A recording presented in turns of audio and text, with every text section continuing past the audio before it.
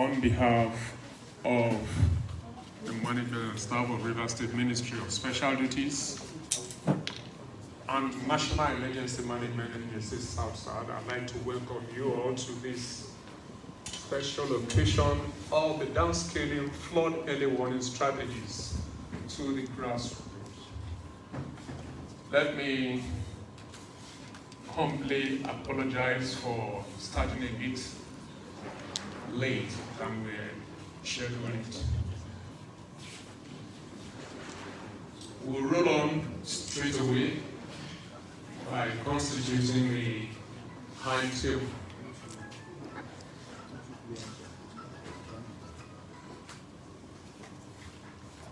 I'd like to invite to the high table the Director General National Emergency Management Agency, represented by Dr. Daniel Ogba to the high table. Can we put our hands together?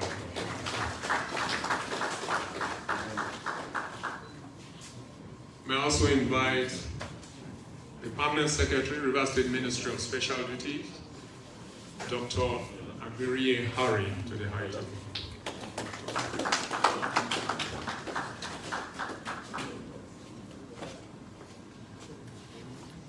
It's my honor to also invite to the high table the Commissioner for Police, Rivers State Command, CP Olatunji R. Disu, PSC.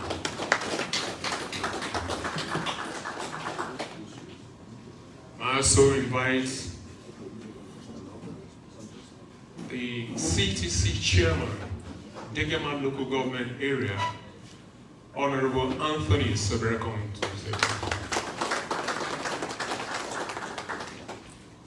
It's my honor also to invite to the high table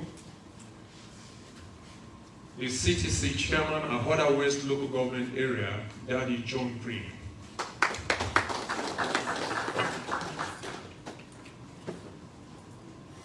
I also invite the Mayor of Port Harcourt City Council, ably represented by Council Secretary, Honorable Mrs. Gloria Munju, to the table.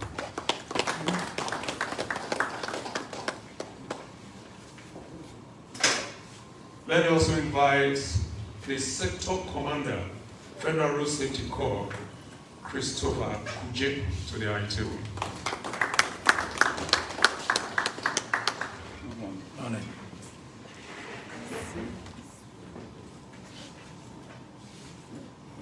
Everybody here is highly honored and respected, irrespective of where you are sitting. I would like to kick off quickly with an opening prayer. And I'd like to invite Mrs. Mwiganali Juliet to give us a brief prayer.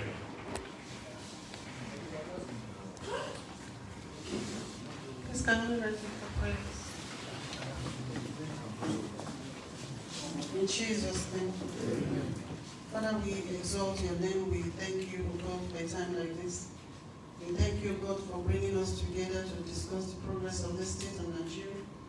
Father, as we discuss, oh God, may your name, oh God, be glorified in Jesus' name. Father, may you control everything we are going to do today, oh God. May you take charge, oh God, and direct us as we go. Thank you for hearing us in Jesus' mighty name. Amen. Thank you very much. I'm going to announce together for her. Now, hear this. All over the world, I'm sure we are very abreast with what is happening with regards to disasters. Fire going out of proportion, extreme weather conditions, record being set with regards to temperature.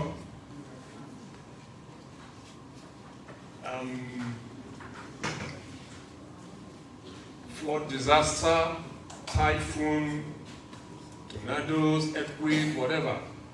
There's always been an increase in all these natural phenomena.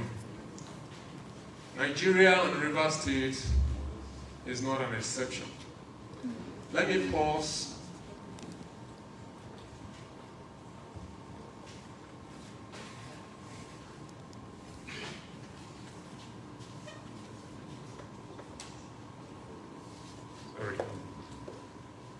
In Rivers State, we recall in 2012 the flood disaster that ravaged our state.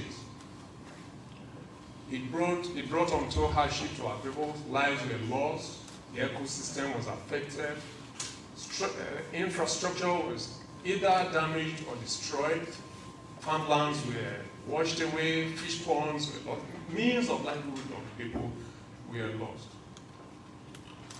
You also recall in 2012, we also had a similar one. 2022. Though not as much as that of 2012. It's on record that 2012 is the biggest in our own lifetime. Before us, we don't know what, we don't have historical data to back whatever we are hearing. But the point is, gaps were identified after that. And one of them was the need for early warning system. That people are warned of an imminent danger so that they can take necessary actions.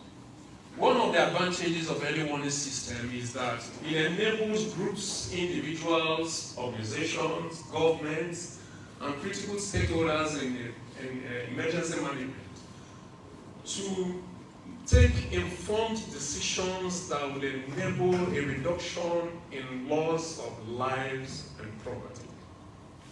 It also means that it helps us to ensure that our coping capacities are not overwhelmed during such disaster. So it's on the realization of all this that the early warning system comes in. And there's no better way to do this than to take it to the grassroots. Because ideally in any situation of emergencies, the first responders are usually the people that are affected. It is when it becomes overwhelming, the local government can come in, the state can come in, the national can come in, and other stakeholders. So today we'll be hearing those things we need to do to make us better prepared to face the challenges in case it comes. Before we proceed, let me do a little housekeeping. On that door through which you came in, and there's another door. If you look at the area I'm pointing, it leads to the kitchen.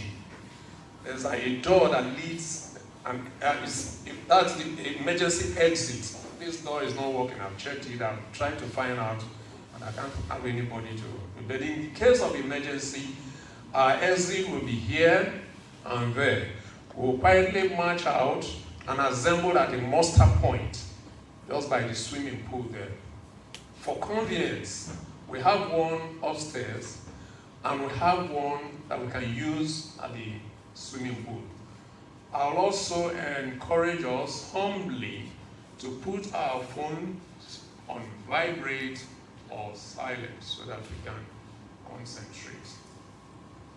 Going forward then, I'd like to invite the Permanent Secretary, Ministry of Special Duties, Dr. Adebiyi, to give us some welcome remarks. Put our hands together for him.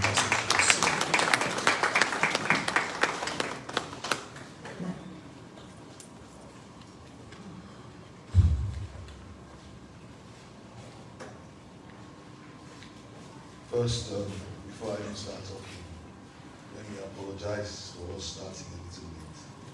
We're a little depleted here because there is a clashing event in the government house that took away all the PAMSECs and all the commissioners, and they are withdrawn to immediately after this speech as well.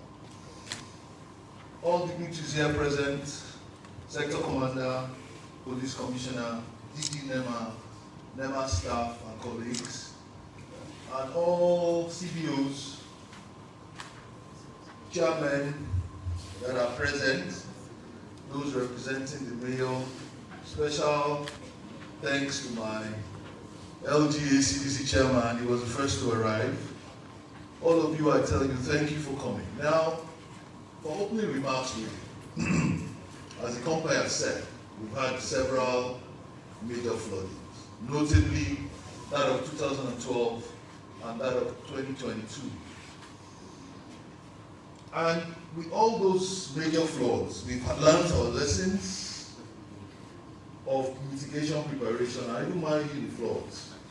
In the flood-affected areas or flood-prone areas coming from outside the state, could be Ahoada West, Ahoada East, coming down to NEMA, Degema, Akukutoro, Asaritoro, Akuga, Ogba, Tai, Kana, Uigo, all those places get flooded for different reasons and by different mechanisms. From overflowing of the banks, to floodplains getting flooded, for blockage of drainages, especially in Fauga. With all those, we've learned our lessons in preparation. The last one that was expected was in 2023. The right committees were formed, they were prepared, we went through the silting and a lot of other things, yeah? But in all of those, there has been a gap. And that gap is the synergy of all concerned working and focused in the right direction. What you find is that committees are set up, everybody starts working, but there is no synergy. And I hope by the end of today, apart from the early warning strategies they're talking about, we'll leave here having known how to synergize and manage as a group with one incident commander. That has always been the gap. And I hope by the end of today we'll get that.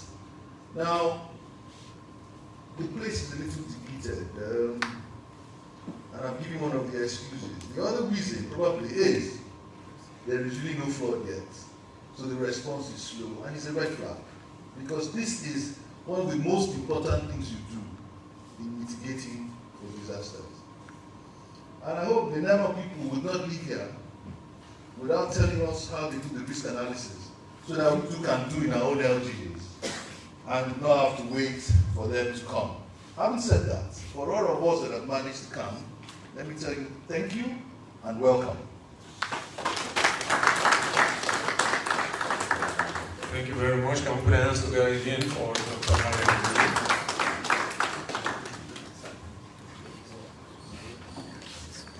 As he humbly prepares to attend the government house function, I want to welcome.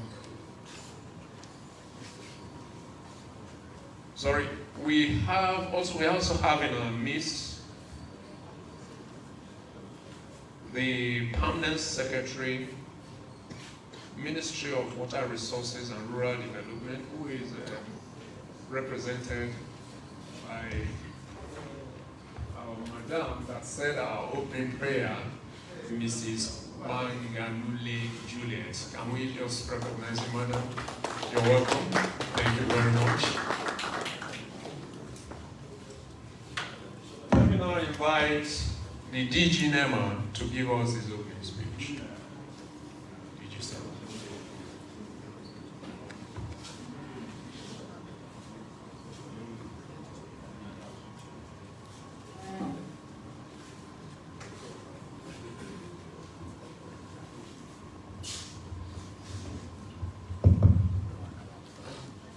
The sector commander, representative of permanent secretaries are here, chairman of local government areas in River States,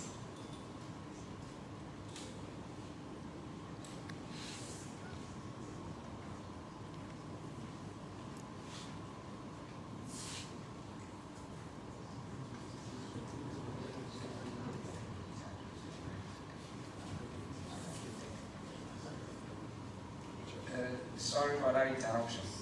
Let me stand on the existing protocol and go on to their address. Address by Subeida Omar, Director General of the National Emergency Management Agency. During the 2024 Downscaling of flood early warning strategies for any actions in River States on Tuesday, 16 June 2024. It is a great pleasure for me to visit River States today for the very important program of Downscaling and sensitization of the 2020 flood early warning strategies for effective early actions to save lives, livelihoods, and property during this rainy season. Your Excellency, distinguished ladies and gentlemen, the devastating impact of flood over the years, especially now 2012 and 2024, have served as a wake-up call for all tiers of government to collaborate with the National Emergency Management Agency to manage disaster risk and associated hazards.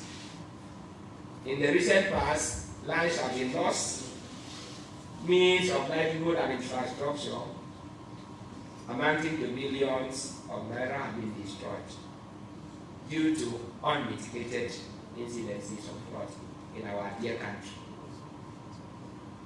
The rainfall and flood advisories contained in the seasonal climate prediction by the Nigerian Meteorological Services Agency and Nigeria Hydrological Services Agency through its annual flood outlook. These two forecasts have provided us with valuable early warning alerts. Consequently, all of us are expected to take actions that will drastically reduce the impacts of flood on the entire landscape of Nigeria, especially in Rivers State, and the antecedents of the Nigerian population, especially for the most vulnerable persons living in communities that have been predicted to be affected by flood of this year. The Nigerian Hydrological Services Agency has predicted that in the one states with 148 local government areas to be within the high flood risk areas, while 35 states, including HCT, with 249 local government areas are considered to fall within the moderate flood risk areas. The remaining 377 local government areas are forecasted for low flood risk. These risk flood areas are presented with their degree of vulnerability to serve as a tool for government at all levels to develop risk reduction measures to avert disaster losses during the rainy season. Similarly, actors of agriculture and food security, water, sanitation and hygiene, education, health, transportation, protection and security, amongst others, have to set up mechanisms for disaster preparedness and risk reduction on the early action strategies. To safeguard our assets and cultural heritage against the impact of this year's flood, the National Emergency Management Agency, after a 2-day stakeholders technical meeting in April, an emergency policy at the state, local government, and community levels. Your Excellency, as reflected in NEMA's record of flood incidents over the years, Rivers State has in the past been severely impacted by floods. For the 2024 rainy season, some local government areas have further been predicted to be affected. The Rivers State are Ogba, Egbema, Ndoni, Degema, Ahoada West, Ahoada East, Babatunde, Ogba, Zonal, Ikwere, Emuaha, Oyibo, Opogo Nkoro, Ndoni, Boni, Port Harcourt, and Africa.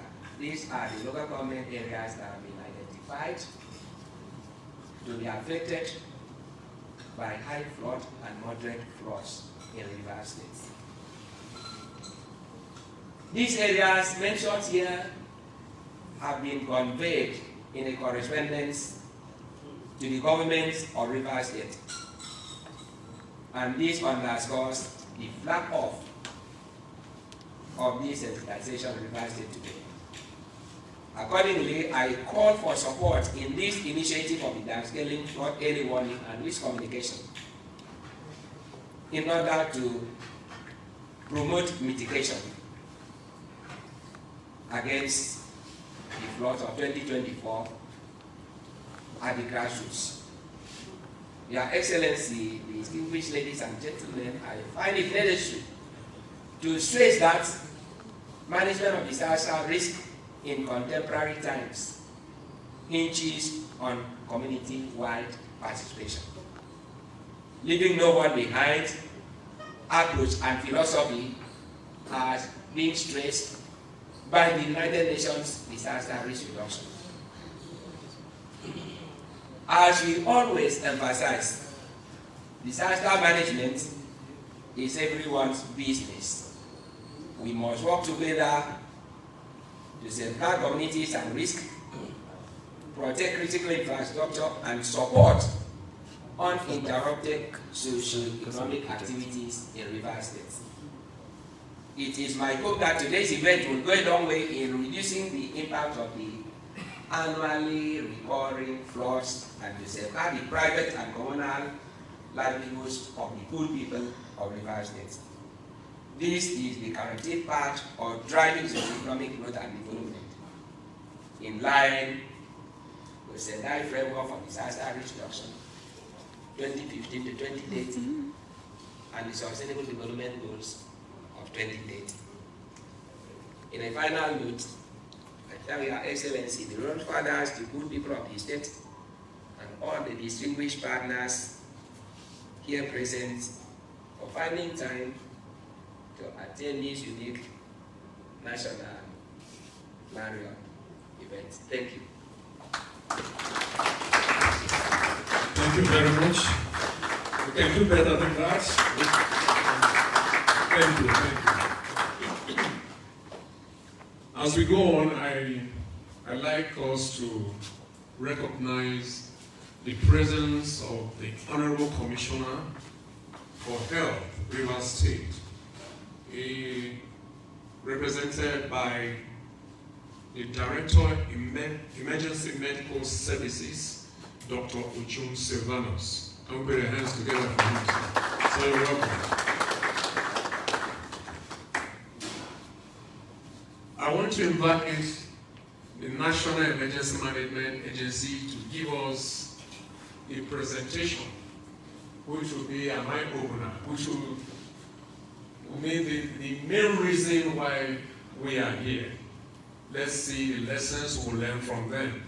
I'd like to humbly invite you all to please come here so you'll be able to view the presentation. Thank you very much.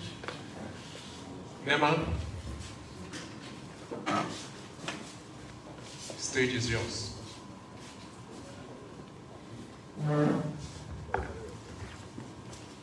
Good morning, distinguished ladies and gentlemen.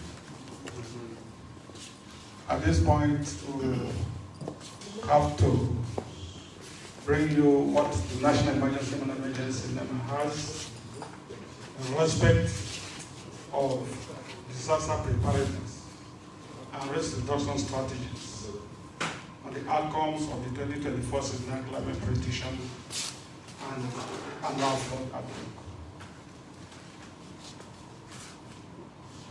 The presentation has the following outline. We look at the introduction, flood prediction, expected action by NEMA, the state and local government areas. We also look at the sectoral roles of the MDAs, ministry departments and agencies. We look at the roles of the local emergency management committees and non-governmental stakeholders. Like was read in the address, disaster management is everybody's responsibility. So from the outline, we can see that everybody is being captured to take one role or the other in our effort to mitigate the impact of the 2024 flood prediction. We will go further to look at disaster risk management governance. We look at post-flood recovery.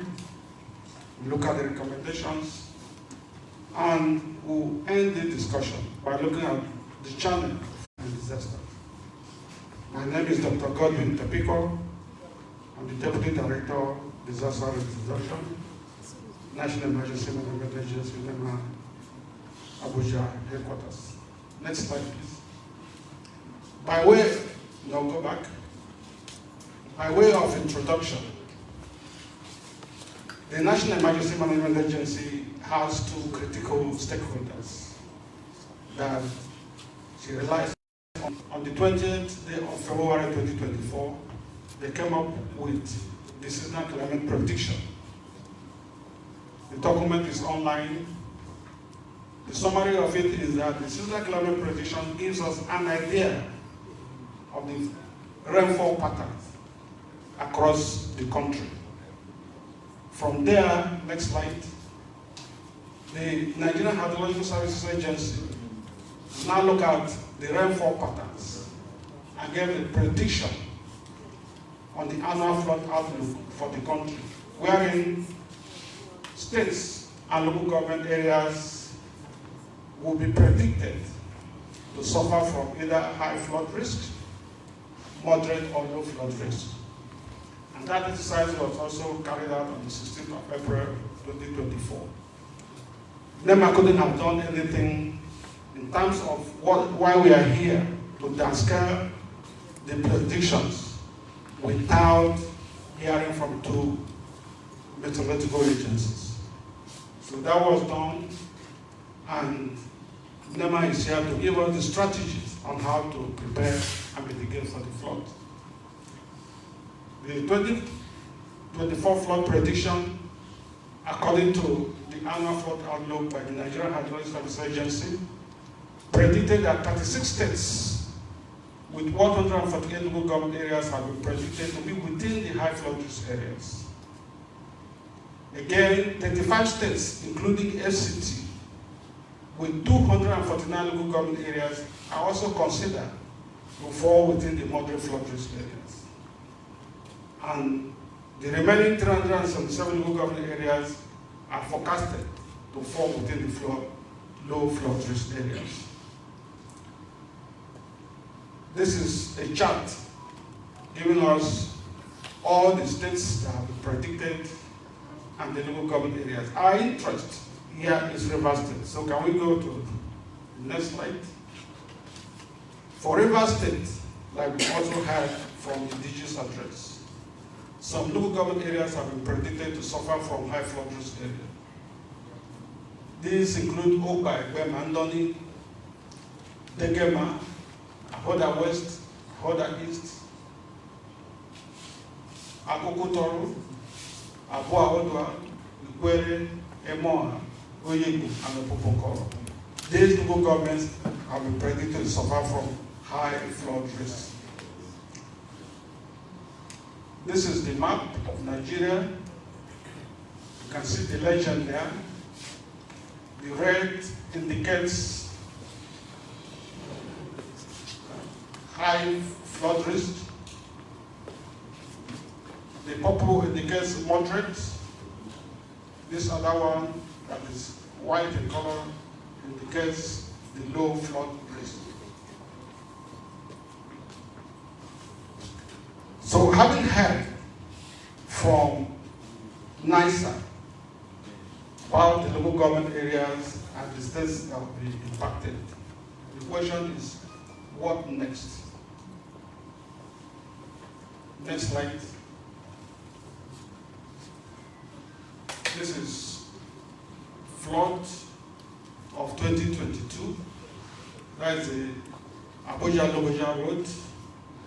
I was impacted. So the question, what next? We have to do with our expectations for us to be able to manage the 2024 flood. And again, can you play this video? Flooding on the East-West Road, linking Bayelsa and Rivers State.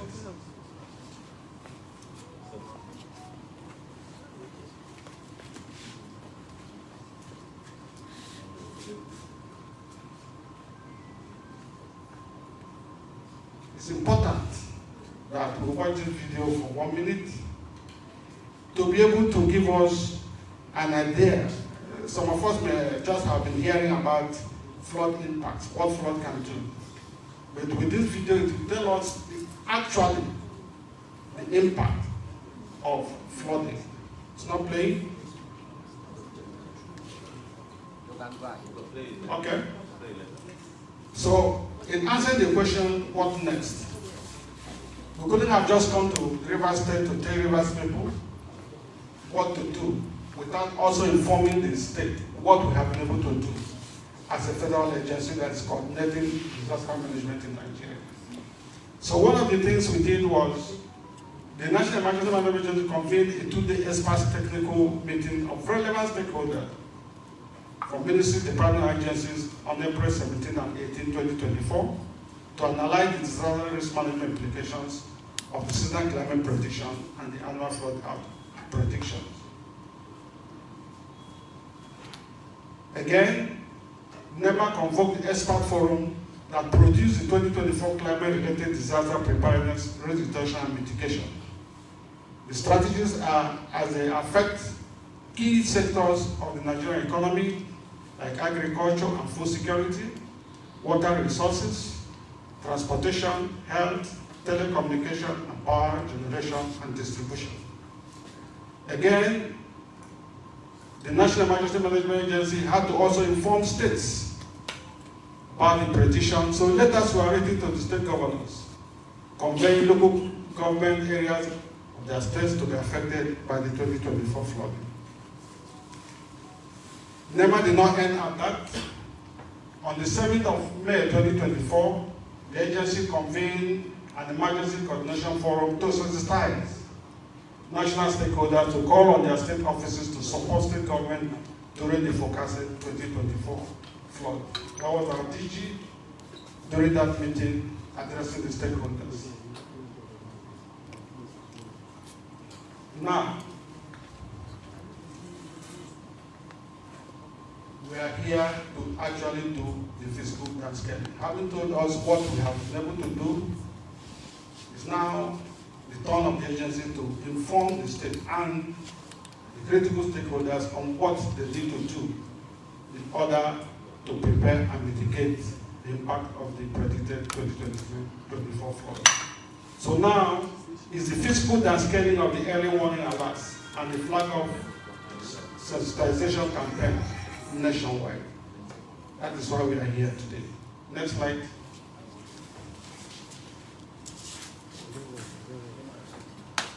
Sorry, it's not by accident, we're talking about investment.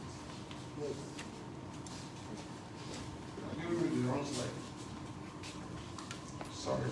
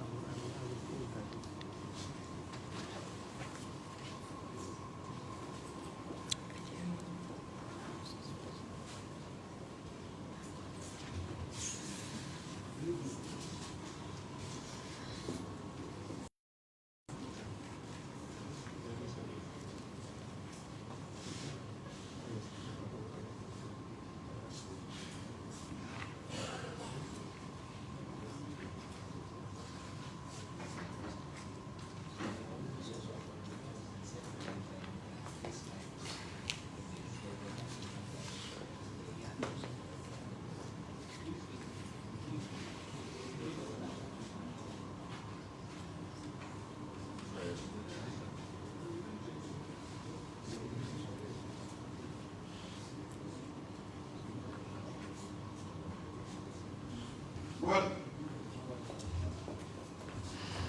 it's not a problem because already I've told us the local government areas that will be impacted by the 2024 flood in River State.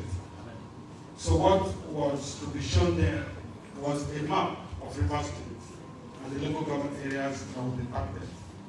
But the previous slide was able to tell us about that. So nothing to worry.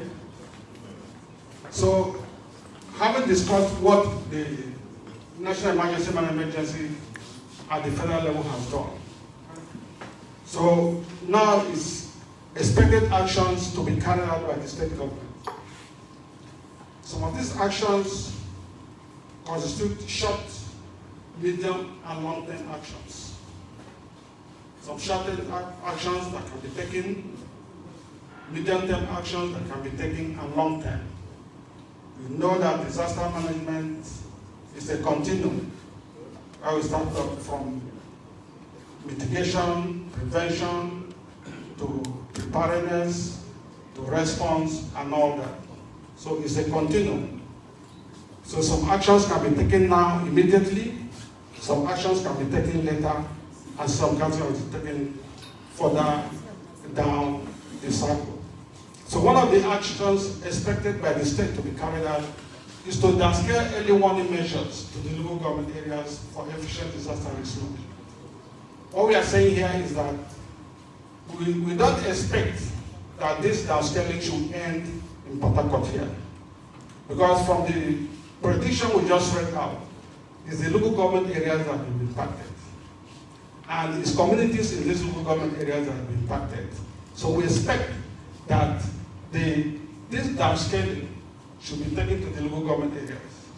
And the local government areas should further take this downscaling to the communities that will be impacted. Again, it's to support the local government to downscale the early warning measures to the grassroots, I said that earlier, and development of preparatory and evacuation plans for affected communities. We expect that by now, local government areas should liaise with the National Emergency Management Agency, and of course, the state NEMA, who is the Minister of Special Duties, to identify high grounds.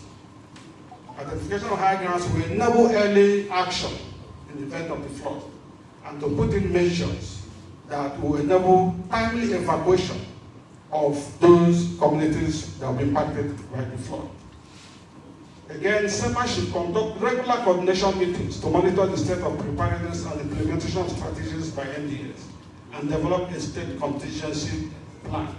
This is important. If there is this saying that any family that does not meet will certainly cannot work together, except to agree. So it's important that regular coordination meetings are carried out. During these coordination meetings, roles and responsibilities of all the stakeholders will be highlighted, and people will know what they're expected to do in the time of flooding, so that there will be seamless coordination and response. We also expect that State Ministry of Finance should ensure timely release of funds to SEMA and other LGAs to undertake implementation of disaster preparedness and risk reduction measures across sectors. It's important. We cannot do disaster management without funding. So we encourage the State Ministry of Finance to ensure prompt release of funds. I'm sure the Ministry of Finance is here so that they can take this message home. We also expect that the state should create awareness through jingles and public service messaging for risk communication. Can either use electronic, print, social media, or traditional means. At the community level, you can use town criers or public address system to cascade this information down to the grassroots. Next slide. It's also expected that states should create ecosystem-based plans and riparian buffers through reforestation and planting of native vegetation floodplains. Like this one is a long-term measure. Like I said earlier, some of these actions could be short, medium, or long-term. The planting of trees will take a longer time. It is important to do that because these trees provide buffer. From experience, we discovered that even among the riverine communities, there is this activity that is going on. Lumbering, cutting down of the mangroves, merchandise of mangroves. It's not helping us. But God provided the mangroves to provide a buffer to our communities. By the time we cut them all off for the sake of financial gains, there will be nothing to protect the communities. And going forward, most of these communities will begin to suffer from river flooding. I'll be asking the question, why? Especially with the advent of climate change now. So we want to use the opportunity to discourage communities. Or more so, if you cut down, plant another to replace, because nature provided them for a very important task or responsibility to the communities. So we also expect that the state should provide financial support to the local government authority to construct culverts, create community roads and pathways for surface water flows. Water, they say, find its own level. So if there's anything that will obstruct the flow of water, certainly water will overflow such an environment and flood the area. So it's important that such activity be carried out. To also map out flood risk areas in the state, identify the underlying risk factors in such areas. It's important. Let's know what is actually the cause of this flood. Is it because people are building on floodplains? Is it because we are not desilting? Is it because of just heavy rainfall? What is the actual cause of this flood? It's important we do a risk analysis to identify the underlying causes of these floods and establish a well-structured and functional disaster risk management system for effective coordination. Leadership is key. If there is no structure put in place to coordinate other stakeholders, you see people will be working at crop purposes and coordination will be haphazard, response will be haphazard. The PS made that remark in his welcome address. So it's important that there should be such a structure and be able to coordinate disaster management more effectively in Rivers State. Also provide good governance that guarantees investment and sustainable development for residents. Everything is about good governance. If there is no good governance, it's even the funding we are talking about, the structures to be put in place will be difficult to achieve. Then states should also strengthen regulatory governance and institutional capacity in the areas of water resources management, compliance with flood prediction, and enforcement of environmental and town planning laws to discourage construction of flood areas. These will be some of the causes of the flooding and the impact. For instance, if the sewage system is flooded, now a lot of states are suffering from cholera. The tendency is that fecal materials will be carried in the water and get to our homes. By the time we drink such polluted water, the result could be waterborne diseases. So it's important that the need for water resource management. I'm glad that RWASA is here, to be able to coordinate that activity. To also seek collaboration with educational and research institutions, as well as the private sector, to create and improve synergy in the area of risk-informed decision on flood risk management. It's important. If you are not informed, you will be disinformed. So for you to take any action, there must be informed decision. Informed decision. So, and it's important that private sectors are also carried along in the business of flood management. Next slide. States should also address flood risks and minimize the effect through a multi-pronged approach, a combination of infrastructure development, urban renewal, ecosystem-based adaptation measures. It's important. Urban renewal is important to be able to help to manage the flood. If there is anywhere that houses have been built on floodplains, we can pull them down. If there's anywhere that the natural water courses have been blocked, they can be opened up. Remodel the city to ensure that in the time of heavy rainfall, we will not suffer from flooding. So urban renewal is important. And then implement effective floodplain management strategies, such as preserving natural wetlands, constructing detention ponds, and managing storm water runoff through construction of drainage system. It's important. Good drainage system helps to mitigate the impact of flooding in any city or community. So that is key. To also undertake sustainable urban renewal practices that promote green environment and infrastructure resilience, such as roads, bridges, drainage system, to withstand floods. If your infrastructure is not resilient, as soon as flood comes, they will be washed away. So it's important that we refit our infrastructure, we make them more resilient to the impact of flooding. Then, what are the actions expected from the local governments? Remember, local governments are the closest layer of government to the communities, and it is within the communities of the local government areas that floods occur. So what are they expected to do? Next slide. One, they have to manage floods, local flood risks, clearing of drainages, indiscriminate waste disposal. And this they can do immediately. Short-term measure. They are also to ensure cooperation between the local government authorities and the communities. There should be linkage between the communities and local government. Local emergency management committees are required to prepare and maintain a response plan for local flood management in their areas. I don't know whether the state up to now has been able to set up functional local emergency management committees. It's key, so that at that level, they'll be able to manage flood at the local government and at the community level. So such can be put in place and made functional. They are also to develop and increase the capacity of local communities to prepare and respond to disaster. Communities can set up community networks to assist. Remember, you are the first responders. Before somebody will come from your local government headquarters or from Port Harcourt to come and help you, you should be able to do something to help yourself. So as local responders, you are supposed to develop and increase the capacity of local communities to prepare and respond to disaster. You are also to assist community to create community disaster management committees or platforms. I just said that.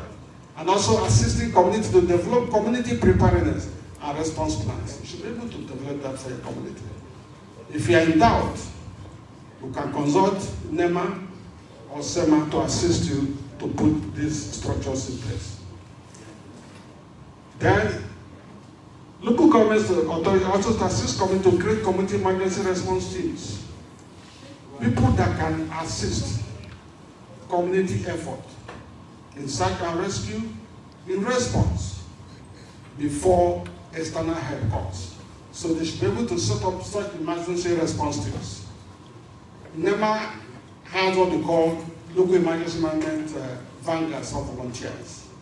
So we expect to that even the communities, the local government should be able to assist the communities to set up that, to assist themselves.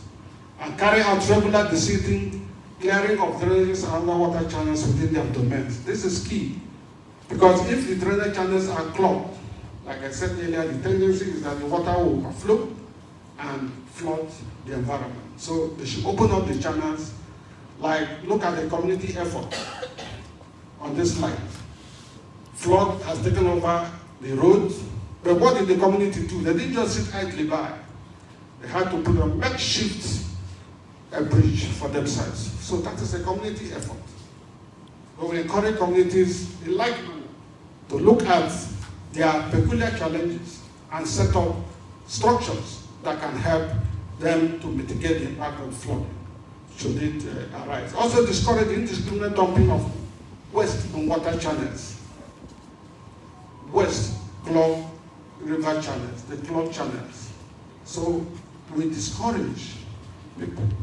The local communities, those days when we are growing up, communities had particular dump sites. You don't just dispose waste indiscriminately. Because the tendency is any waste to dispose indiscriminately ends up somewhere.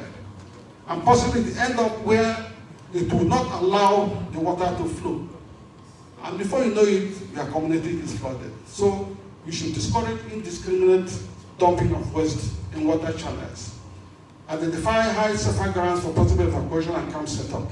It's key. The rains are here already, so it's important that we identify high grounds, like I said earlier, and put in measures to make such camps functional. And inform higher authorities of the level of flood for immediate action. It's important. We monitor the level of flood and report to the SEMA or the state government so that proactive actions can also be taken. Having said that, let's look at the general strategies to enhance flood reduction. Like I said earlier, look at how that drain is clogged. How do you expect water to flow through that kind of channel? It's not possible.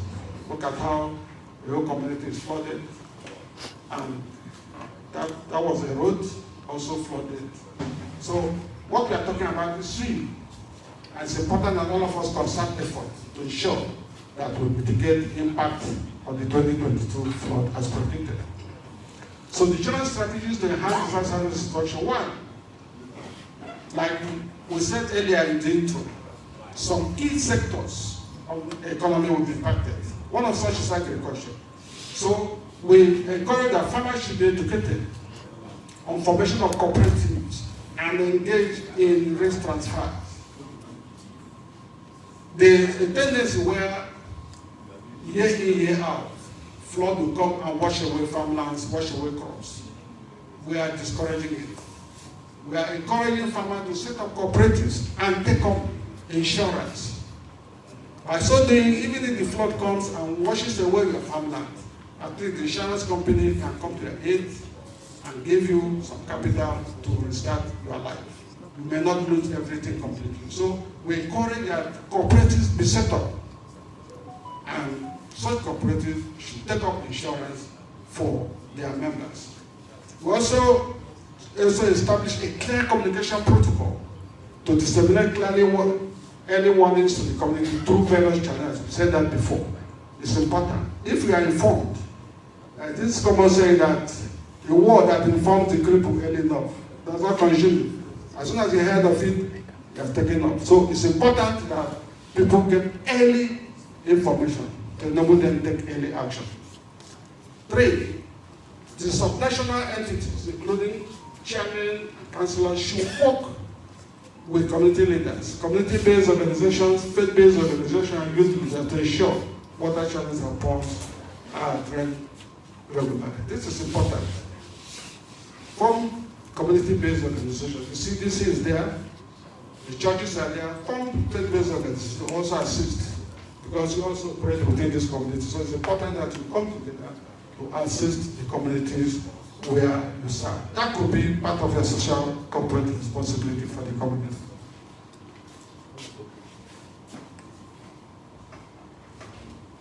Then, next slide. We also provide psychological support and counseling services to help affected individual communities cope with the aftermath of flooding. When somebody is impacted by flood, he suffers from post-traumatic stress syndrome. So it's important that people are given psychological counseling, psychological support to recover. So it's a general strategy to also help those impacted to recover. Also evaluate and learn from past flood events to improve future response and preparedness measures. We learn from history, from what has happened in the past. That's why we are taking this proactive action. It has happened in 2012, it happened in 2022.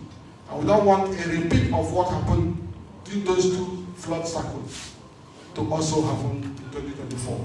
That's why we are taking this step to ensure that we learn from our past to improve preparedness and response measures.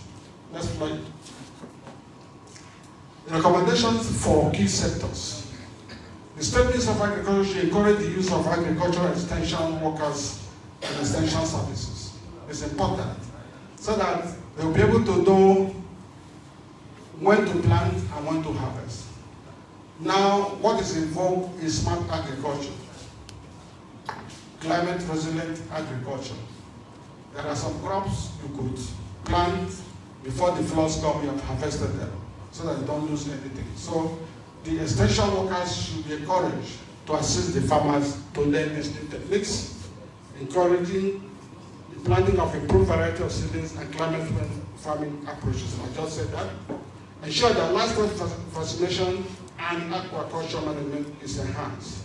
Those of us that are into livestock business, it's important too, because it's your business. It's important that the livestock are also managed during this flood. That drains from such polluted water is very likely to suffer from waterborne diseases. So it's important that during this period, potable drinking water be provided for such vulnerable communities. Also led relevant stakeholders for increased public awareness to discourage the dumping of waste in drainage system. I cannot say this again and again. It's important because some of the flooding we experience, especially urban flooding, are caused by our actions where we begin to dispose refuse indiscriminately. So it should be discouraged. Disseminate the messages and directives for communication concerning communities at risk on the release of water from dams. It's important that we monitor the timely release of water from dams or even the level of water in our rivers. That way, we'll be able to know how the flood is coming and what we need to do in order to mitigate the impact. We also maintain road infrastructure regularly. The road must be maintained. If we don't maintain the roads, the tendency is that it will affect traffic. It will affect businesses. It will also affect the response. Because the people that will do response will use the roads. So if the roads are not maintained regular and not in good shape, it will also affect the response. Position ambulances identify flash points for quick response. It's important that ambulances be positioned. I'm happy that the strengthening of the Commissioner for Health is here. It's important that we position ambulance services to help during response. Educate road users on ensuring vehicles are roadworthy, including regular checks for tire expiration, fire extinguisher, triangles, and all that. The Federal Road Safety Corps is also here. We ensure that. So that while we are even responding to flooding, we do not experience road crashes. So this must also be taken note of, so that we ensure that if we are responding to flood disaster, for instance, we do not have cascading risk that we also need to attend to. That is State Ministry of Works and Transport. Next slide. So the State Ministry of Transport is also NEMA, Nigerian Inland Waterways Authority, Nigerian Ports Authority, Nigerian Maritime and Safety Administration, the MASA, state and local government, Nigerian Navy, and should sensitize boat and ferry users on the importance of personal protection equipment, regular maintenance of their vessels, and negative effect of overloading to reduce both mishaps.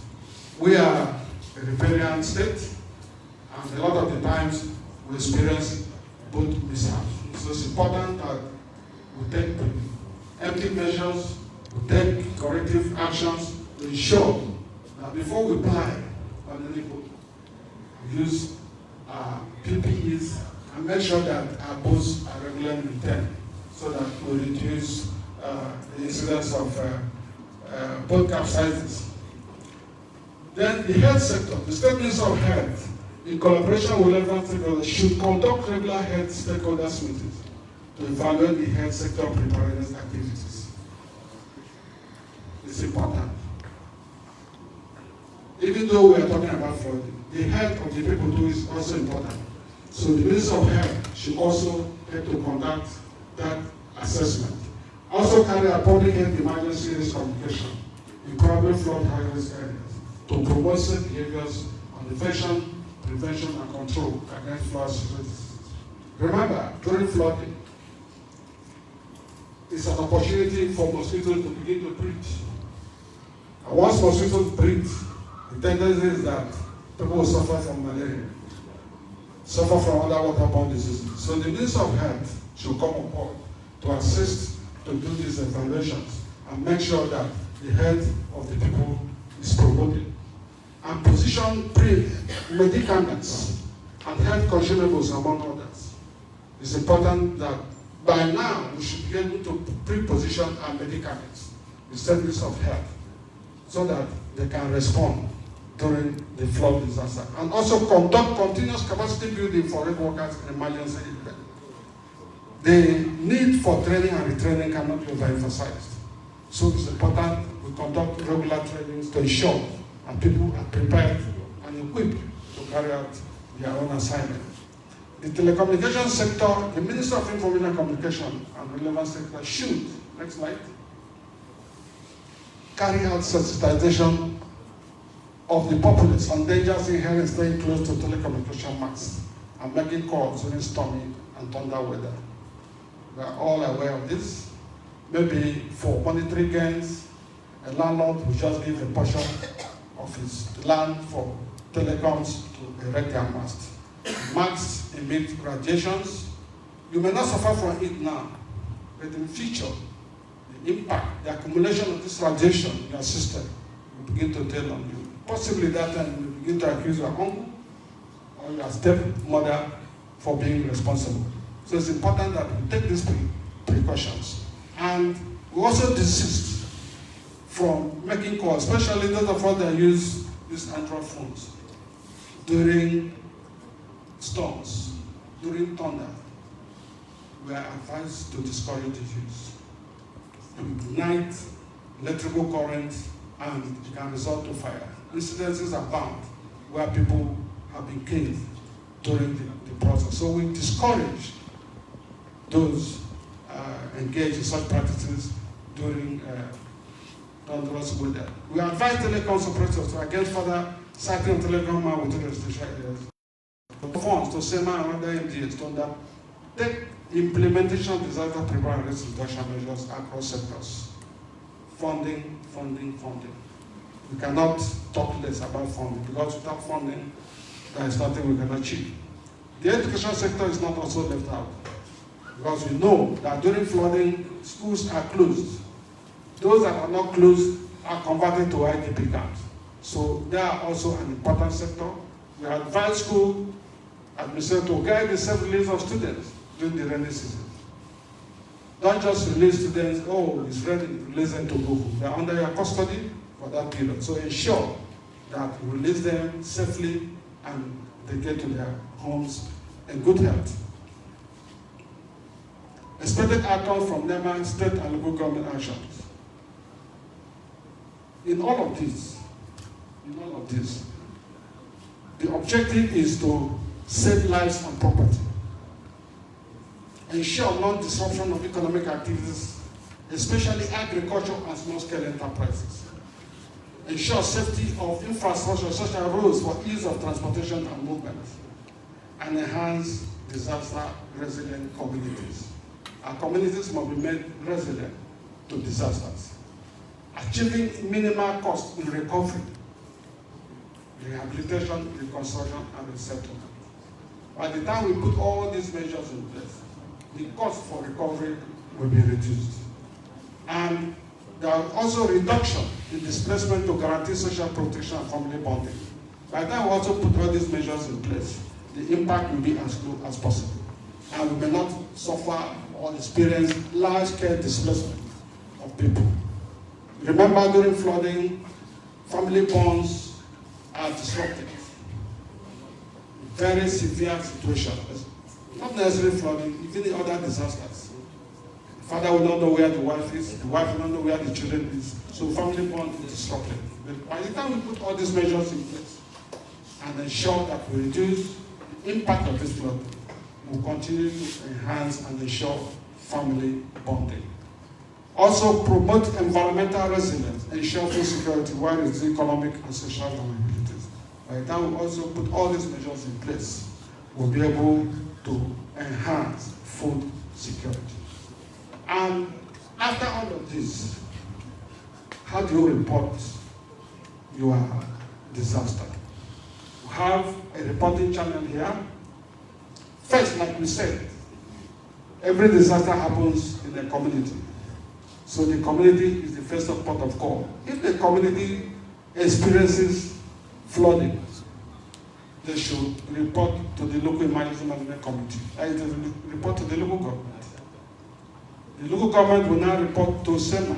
Remember, SEMA is the Minister of Special Duties. If the impact is overwhelming, that is overwhelmed the state can now report to the zonal office. The zonal office for South is here in Port Harcourt. You report to them. Then the zonal office will now report to the zonal directorate. Now NEMA has 6 zonal directorates. And the South zone, Headquarters of the directorate is here in Port Harcourt. We have a director there who will now take the information and now pass it on to the NEMA headquarters for possible action. At this point, I want to thank very sincerely for your attention. Thank you and God bless.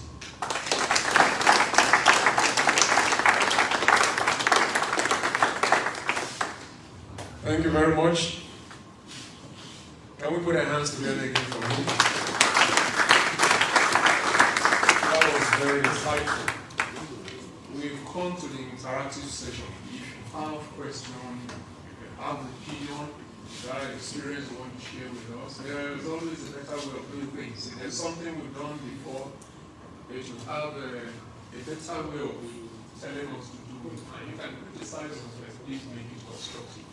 If you say we've done something bad during a flood disaster, tell us how you feel we'll do it better. If you have a strong opinion, this is the time.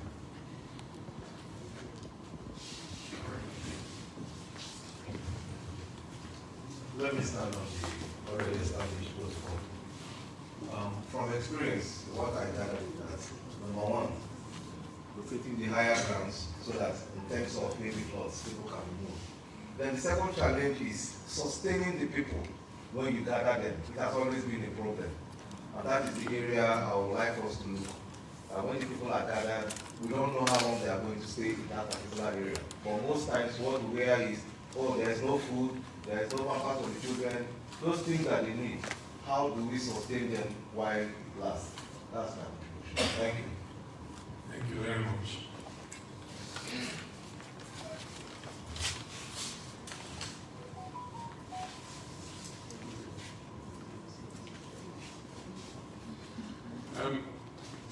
Okay. Sorry, your name? My name is Daniel, Director, Center for Disaster Risk Management and Development Studies, Port Harcourt. I had an interaction with him just before he made his presentation, but I'll still make it public.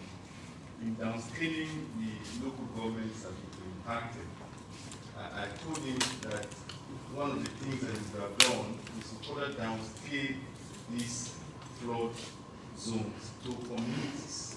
And I'm glad that he mentioned that fraud happens in communities. So if we know that in local government B, for instance, in 2024, they are going to be impacted by flood, so we should know the communities that will be impacted as well. The benefit of knowing that is, one, we can target the vulnerable. So we know that, okay, we are not going to waste our effort on community B because community B will not be impacted. So we can channel the resources we have in dealing with issues in community A that will be impacted. So please, you may go back to NEMA and the other agencies. So please, subsequently, downscale these to communities. And that's one of the benefits we can get when we need at least to brainstorm on the way forward. The second issue, and that's the long term, is to integrate disaster risk education into our curriculum. I'm glad to say that this year's World Disaster Day will be laid around educating the youth, and I want to use this opportunity to encourage all of us here present to be part of that event that will be organized by the University of Port Harcourt. So we can tell policymakers that in designing our curriculum that they should please include this education into the syllabus so that kids will know that they do not need to fell trees for economic reasons. They do not need to block the drains. They do not need to litter plastics here and there because all of these things contribute to serious environmental crisis, which eventually will lead to flooding. So if we can have that as part of our curriculum in River State, it's going to help us seriously. The last point I want to make is that this is prediction. And we know that in modeling, certain factors are considered. But of course, there is usually what we call the E, that is the error. So it doesn't matter the mathematical model you use, you are going to have some errors. So So if we're saying that only 16 local governments or thereabout will be affected, please, if you're here, go back home and tell your people that yes, in the prediction, your local government is not included, but we never can tell the magnitude of the rainfall or some other anthropogenic factors that will make us experience flooding. So don't go home to say my local government is not affected. Let us see this as something that can affect all the local governments in Rivers State. And I don't know the models that they used in doing this downscaling, but I think that some local governments are not captured in this will likely be affected, given some of the indicators that are available to us as researchers. Thank you very much. Thank you for. Before we take any other hand, let me apologize for when we were doing the presentation, we mixed up, there was a mix-up of flood scenario that we did by extra. You look at the screen now, we have been able to bring up the slides of Rivers State, and you can see flood scenario in Rivers State. Then the map of Rivers State is there. So those that were taking shots of the slides, please get what is the right version of it. Thank you. And the presentation, if you need it, you can give us your WhatsApp number or your email. We will be sent to you. Thank you very much. Thank you. All right.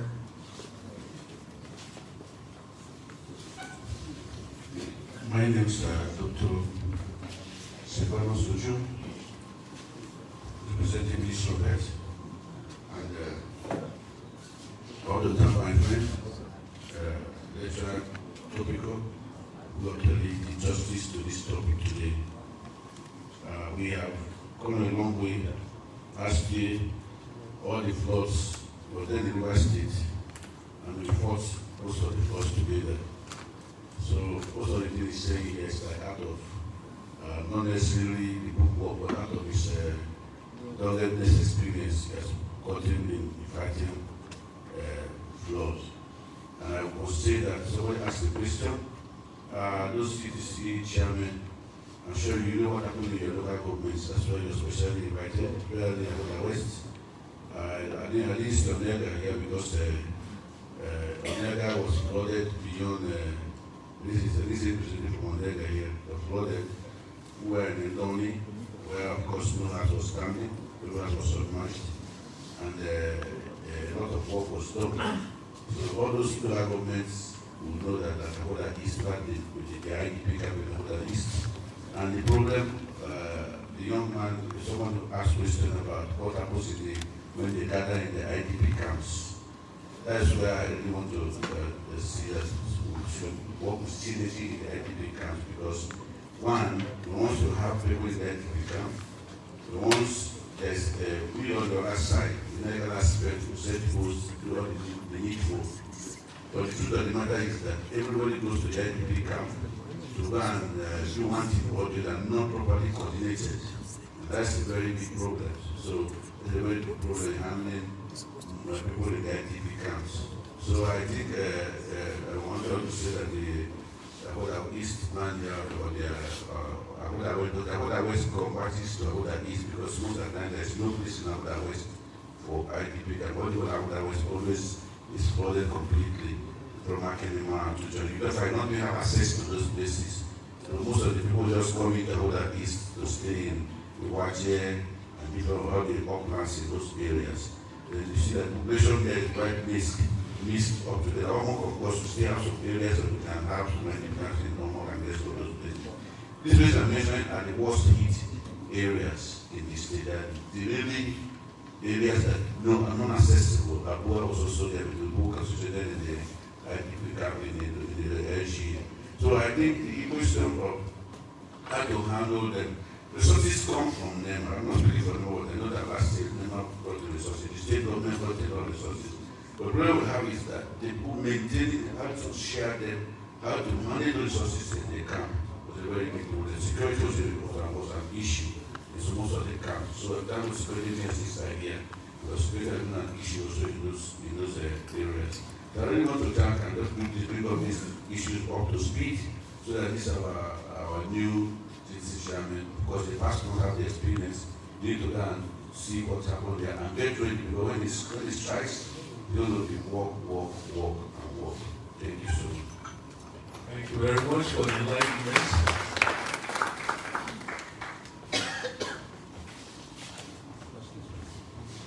Our protocols observed. Mr. Chili Adwingan, I'm the head of hydrology and hydrology department, Ministry of Water Resources. I think most of the things I want to talk he has talked about, but I want to, it's like a contribution. We should, in River State, we should at least concentrate on our waterways. I think the lecturer said something about it when he was talking. Most of the disasters we have during flooding is our waterways. The way people misuse our waterways, we should actually put attention to it, and it should be faster to reduce the risk of the flooding we're talking about. Thank you. Thank you very much.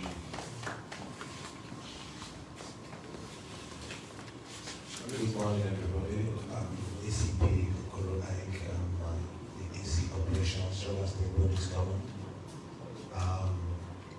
Just a question. I don't know if security arrangement is captured in the NEMA plan, because I didn't hear about security on the wide.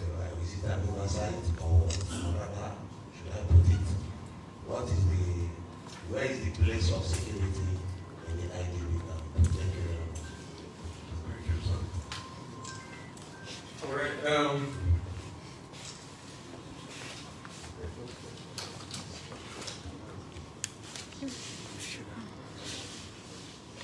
Well,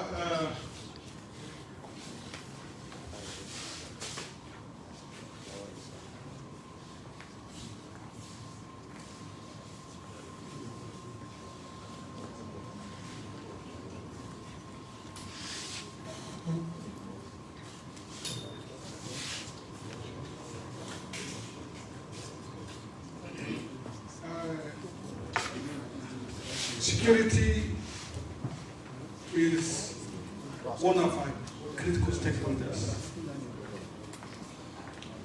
If there is no security, we can't even be gathered here. And earlier, the CP was here, and we commended him for the effort he has put in place to ensure that there is security, because outside Port Harcourt, when you hear about rivers, it's like nobody can even come to the state. So why we didn't lay much emphasis on security here is that we are not talking about roles and responsibility of stakeholders. Earlier, before this slide, there was a slide on roles and responsibilities. And we are aware that all as critical stakeholders, they know their roles and responsibilities. What we are merely doing here is to talk about the role of the states and the local government, possibly the communities. If you were not important, we wouldn't invite you here. So security is key in whatever we are doing. Preparedness, response, even the camp they talked about. There are support services in camps. When camps are set up, I just wish a little bit local government, you can meet our zonal office. They can take you through maybe 1 or 2 hours on camp management and camp coordination. When a camp is set up, there are support services. The security is there to provide security. The health is there to provide health. The Ministry of Works is there to provide the shelter, the construction. Ministry of Power is there to provide light. Ministry of Agriculture is to provide food. But there must be a central coordination. Somebody is supposed to be there to manage all this together. If such central coordination is not there, it becomes haphazard. But in the normal camp setup, these support services are there, and somebody is in charge to make sure that the management of the camp is seamless. Thank you very much. Thank you. Let me just add to the security issues. So you know, yes. Let me add to the security issue so that you know how important security is in emergency management. I'll take the camps, the IDP camps, for instance. I am one of those who have enjoyed the actions of policemen in the camp. In 2012, our camps, we had 25 IDP camps. And we had 49,640 people, IDPs, that we housed in 25 camps. That brings about 15. So Ministry of Health were there to give people, the EMS were there, police, manowar, we use manowar, civil defense, various stakeholders, like I said, had one or two things to do in the camps. And one of the critical ones is security. I said I benefited because in Ahoada, in one of the camps, at the early stage of that, I was the state camp coordinator. So all camp managers reported to me. He was one of the camp directors. Food did not arrive in time.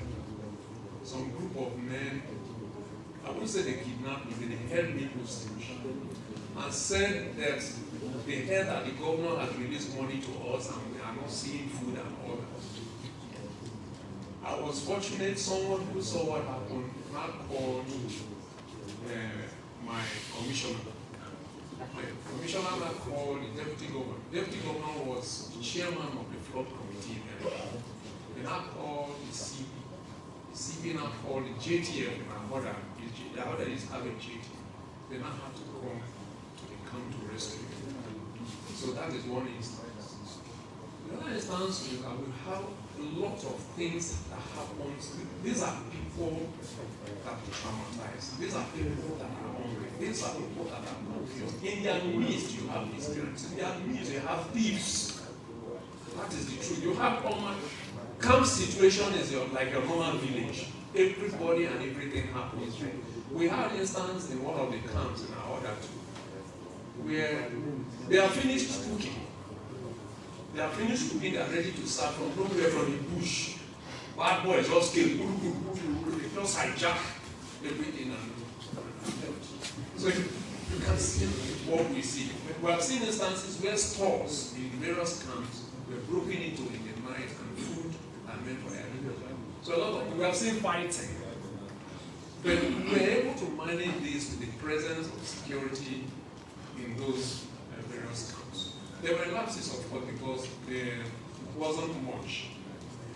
That was the first instance. It was a learning experience for us before. We never had anything like that. So yes, your job is important to us, very, very important.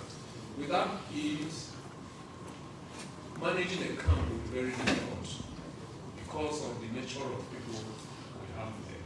And that goes to all other stakeholders. Every stakeholder has one of two responsibilities. With that, I'd like to say a very big thank you. Yeah. Please, I want to sincerely acknowledge the contributions of especially my director, Center for Disaster Response Development Studies. He had made very salient contributions. One key one is the mainstreaming of DRR into the curriculum. I think NEMA has piloted an initiative, one of which is the establishment of the center, and we have a lot of IEC materials on that. So I want to encourage the Ministry of Education, River State, to push that further, to develop curriculum on how to mainstream DRR into the educational system in River State, especially from the primary, secondary. Catch them young is the key, so that by the time they grow up, come out of like us, the idea of indiscriminate disposal, they will abhor it, and they will have a more resilient site. Yes, like you remarked, we have spoken about taking this precision further to identify the communities. We are on alignment nicer. I'm sure future petitions will be able to do that. But like you said, the E, narrative modeling is there, and nobody can deny the fact.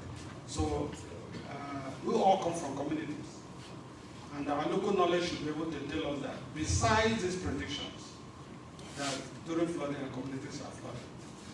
And if we take that, we should not go home and report that the Downscaling sites I went to them, my community was not mentioned, and therefore I will no. Let's employ our local knowledge to ensure that whatever other communities or local government have been predicted are being also done, so that we are not caught unaware. The issue of funding, like for the camps, if you follow clearly, you discover that funding was mentioned. So there's nothing, even all the support services are mentioned in the camps. We all have to involve funding. So if there's no funds, there's nothing we can do. And the vulnerable people in camps must be treated with dignity. Even though they are vulnerable, they are in camps, they must be treated with dignity. And for us to be able to achieve that, we need to do that.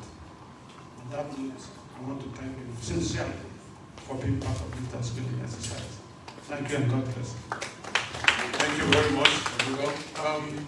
We'll quickly take one more contribution. After that, we'll take the vote of thanks. After the vote of thanks, we'll do a group photograph. After the group photograph, we'll have refreshment and we depart peacefully. So just one last one. All protocol duly observed.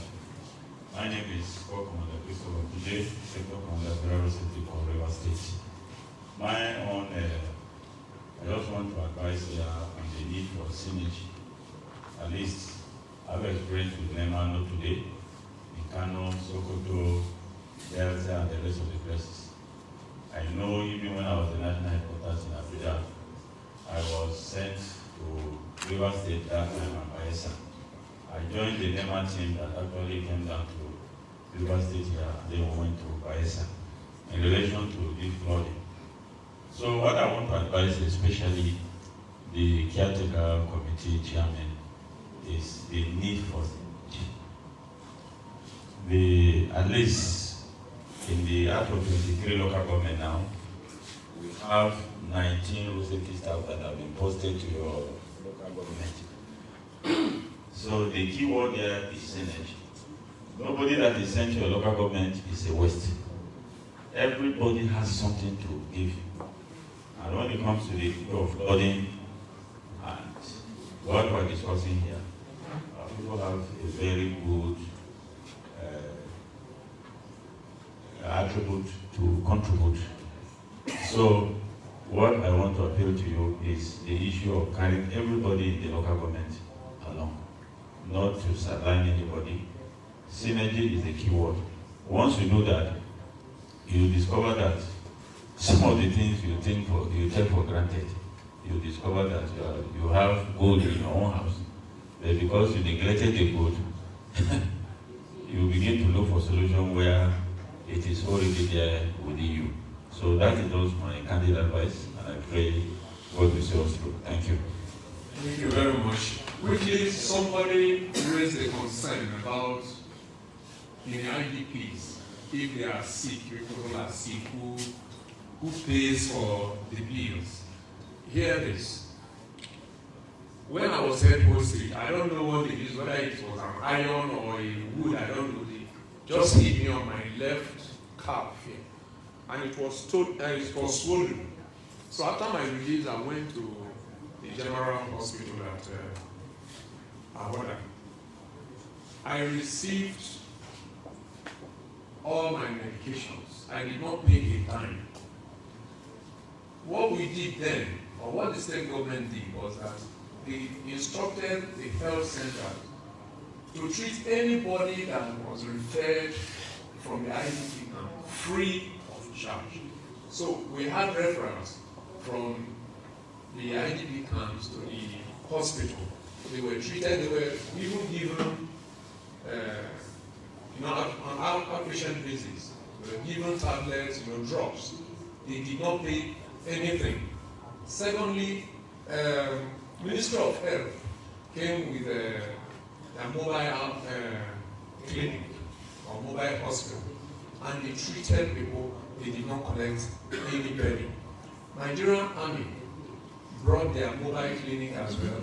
They treated people and they did not collect any. So the issue of paying for treatment should not be a concern because it's an emergency. The state government knows what people are going through. So I believe that tradition will also continue. So on that note, I want to invite the Director of Emergency and Disaster Management, River State Ministry of Special Duties, Dr. Thomas Obanga, to give us the closing remarks.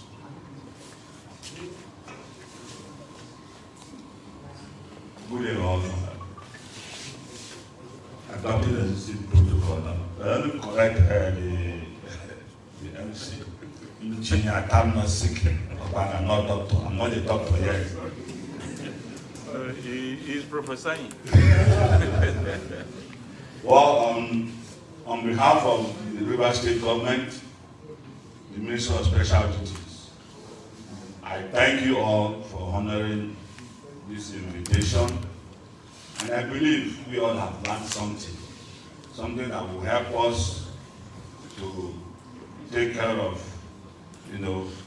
every necessary step that will prevent any form of disaster. Should the case, but I pray that by God's grace we should not see what is envisaged, because I don't want to talk much about it, but I thank you all once more, and may God bless you for coming and taking you back home safely in Jesus' name. Amen.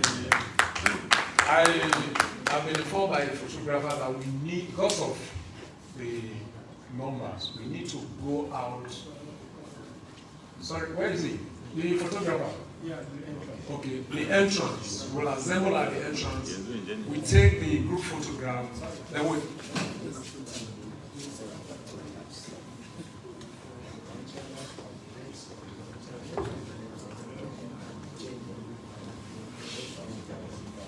So after the group photograph, we will please come back, refresh ourselves, and we depart. Are we okay with that? All right. So let's go.